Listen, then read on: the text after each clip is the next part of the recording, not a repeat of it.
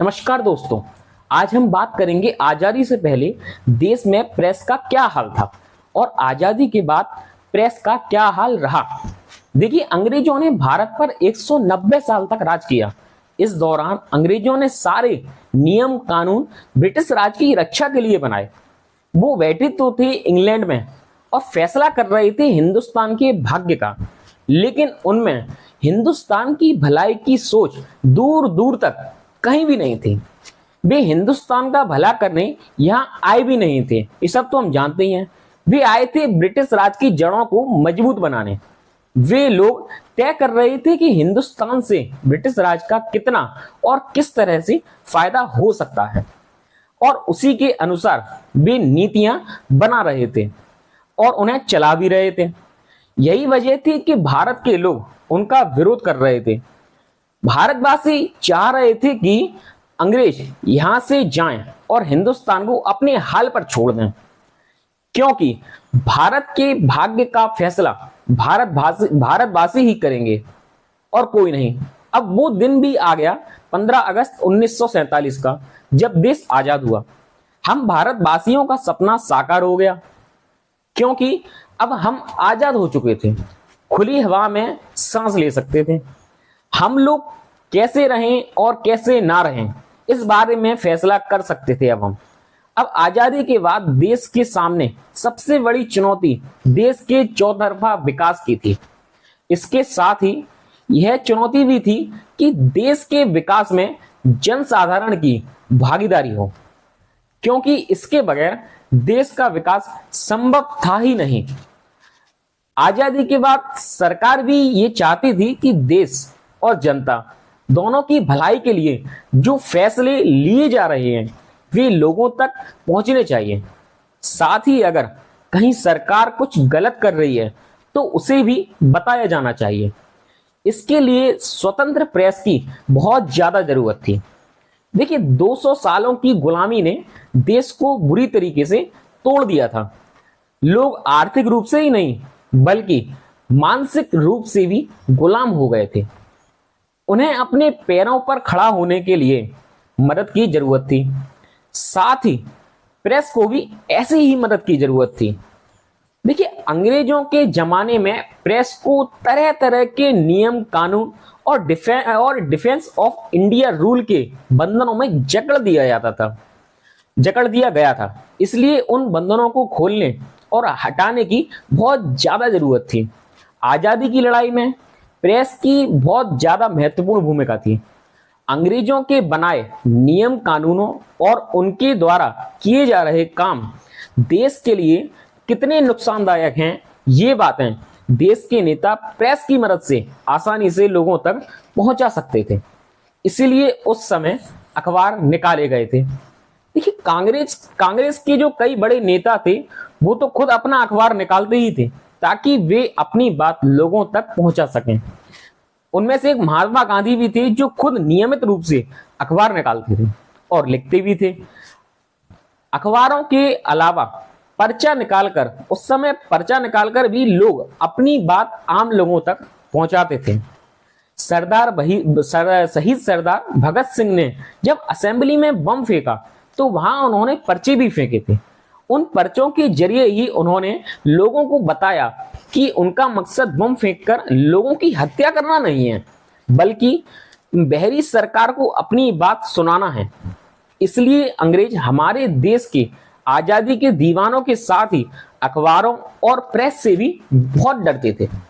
इसलिए अंग्रेजों ने उन पर तरह तरह की पाबंदियां लगाई हुई थी। देखिए, आजादी के बाद प्रेस पर लगी पाबंदियां खत्म कर दी गईं और जिन प्रावधानों को हटाया नहीं गया उन पर अमल करना छोड़ दिया गया। कुल मिलाकर प्रेस कानूनों में तुरंत बदलाव कर दिया गया। अंग्रेजों के जमाने में जिन प्रिंटिंग मशीनों को जब्त कर लिया गया था उन्हें भी आजादी के बाद छोड़ दिया गया और प्रेस के लिए लाइसेंस नीति भी वापस ले ली गई। देखिए, उस समय ज्यादातर अखबार का जो कागज आयात किया जाता था, अंग्रेज नहीं चाहते थे कि भारत में ज्यादा अखबार निकले या छपे और उन्हें लोग पढ़ें। इसलिए उन्हें कम कागज आयात करने को ही इजाजत थी। लेकिन आजादी के बाद सरकार ने प्रेस के लिए भरपूर कागज मुहैया कराया और कराना शुरू भी कर दिया। प्रेस के लिए सिर्फ कागज ही आयात करना नहीं होता था, बल्कि इसके साथ ही मशीनें भी मंगाई जाती थी। आजादी के बाद सरकार ने उन मशीनों के आयात की मुश्किलें भी कम की और मशीनों की लागत कम करने का भी बहुत अधिकतर प्रयास किया। प्रेस का विकास सिर्फ कागज और मशीनों की उपलब्धता पर ही निर्भर नहीं करता था, बल्कि उसके लिए सही और जरूरी कदम उठाने की बहुत ज्यादा जरूरत थी। सबसे पहली जरूरत तो यह थी कि देश की ज्यादातर आबादी साक्षर हो, पढ़ी लिखी हो और उसमें अखबार या पत्र पत्रिकाएं खरीदकर पढ़ने की क्षमता भी हो। अंग्रेजों ने अपने शासनकाल में पहले तो शिक्षा की ओर बिल्कुल भी ध्यान नहीं दिया और बाद में जब दिया भी तो सिर्फ इतना कि उनकी जरूरत भर के लोग ही, यानी कम से कम लोग ही उन्हें मिलते रहें। इसलिए देश में शिक्षा का ज्यादा प्रचार और प्रसार नहीं हो सका। देश की ज्यादातर आबादी अनपढ़ थी। आजादी के बाद सरकार ने इस ओर भी ध्यान दिया। शिक्षा के प्रचार प्रसार से प्रेस का तेजी से विकास हुआ। साथ ही सरकार ने देश के आर्थिक विकास और जनसंचार के साधन बढ़ाने पर भी बहुत जोर दिया। ये सारी चीजें प्रेस के विकास के लिए बहुत जरूरी भी थी और इनके विकास से प्रेस का भी विकास हुआ। अंग्रेजी और भारतीय भाषाओं के प्रेस ने आजादी के बाद अच्छी तरक्की की, काफी हद तक तरक्की की। देखिए, प्रेस के विकास के लिए 1952 में प्रेस आयोग भी बनाया गया था। इस आयोग ने 1954 में अपनी रिपोर्ट दी। यह रिपोर्ट प्रेस की आजादी के लिहाज से आज भी एक तरह से बाइबल का काम करती है। प्रेस आयोग बनाने के पीछे एक धारणा यह भी थी कि कहीं प्रेस अपनी जिम्मेदारियों के रास्ते से भटक ना जाए। प्रेस को लेकर उस समय की सरकार और उसमें शामिल नेता काफी संवेदनशील थे। प्रेस की भूमिका और महत्वता को वे समझते भी थे। वे उसकी संवेदनशीलता से भी काफी हद तक परिचित थे। इसीलिए वे चाहते थे कि प्रेस को उनके किसी तरह के कार्यों से ठेस ना पहुंचे। आजादी की लड़ाई में कई सारे संपादक और नेता साथ साथ जेलों में भी रहे। आजादी की लड़ाई उन्होंने साथ साथ लड़ी भी थी। उन्होंने अपने दुख और सुख एक दूसरे से साझा भी किए। ये बात कहने की जरूरत नहीं है कि काफी हद तक वे एक दूसरे के निजी मित्र भी थे। आजादी के बाद अंतर यह आया कि उनमें से कुछ सरकार चलाने लगे और कुछ लोग यथावत पत्रकारिता ही करते रहे। देखिए, प्रेस आयोग ने सुझाव दिया था कि सरकार को कोशिश करनी चाहिए कि वे प्रेस पर कुछ खास लोगों, खास घरानों का ही कब्जा ना हो जाए, बल्कि जो भी इस क्षेत्र में उतरना चाहे उतर सके। उसका आशय यह था कि सरकार को इस तरह की नीतियां बनानी चाहिए कि असमान प्रतिद्वंद्विता ना पनप पाए, बल्कि सभी को समान अधिकार और समान अवसर मिले। सरकार ने प्रेस आयोग के इस सुझाव का पालन भी किया। उस समय जवाहरलाल नेहरू के प्रधानमंत्री काल में इस तरह की शिकायतें सुनने में नहीं आई। देखिए, देश में अखबारी कागज आयात किया जाता था। सरकार ने इस कागज के आवंटन की एक नीति बना भी दी थी जो समय समय पर बदलती रही, लेकिन उसके मूल सिद्धांत में किसी को लाभ या हानि पहुंचाना नहीं रहा, बल्कि विदेशी मुद्रा की स्थिति के आधार पर यह नीति बदलती रही। प्रेस के विकास के लिए सरकार ने आयोग बनाने के अलावा स्मॉल न्यूज़पेपर्स इंक्वायरी कमेटी भी बनाई। इस कमेटी ने 1966 में अपनी रिपोर्ट दी। देखिए, उस समय हर कोई चाहता था कि प्रेस का विकास हो, लेकिन यह कोई भी नहीं चाहता था कि गलत ढंग से प्रेस का विकास हो।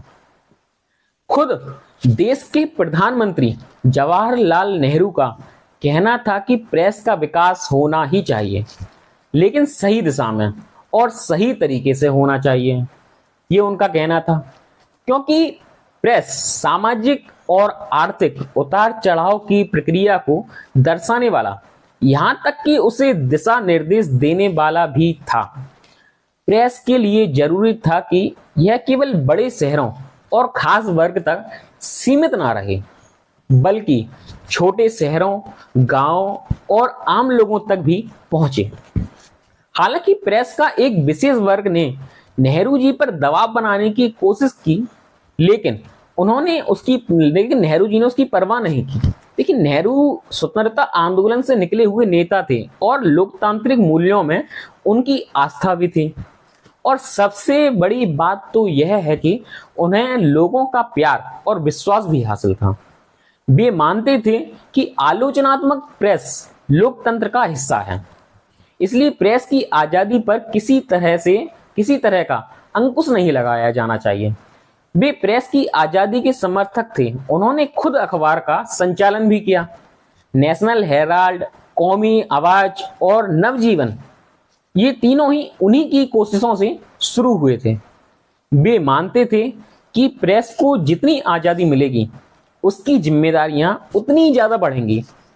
प्रेस के अनुचित काम करने पर भी वे प्रेस पर अंकुश लगाए जाने के पक्ष में बिल्कुल भी नहीं थे। वे यह जरूर चाहते थे कि प्रेस अपनी ताकत का दुरुपयोग ना करे। वे प्रेस के लिए सरकारी अंकुश की बजाय खुद की बनाई आचार संहिता के समर्थक थे। नमस्कार।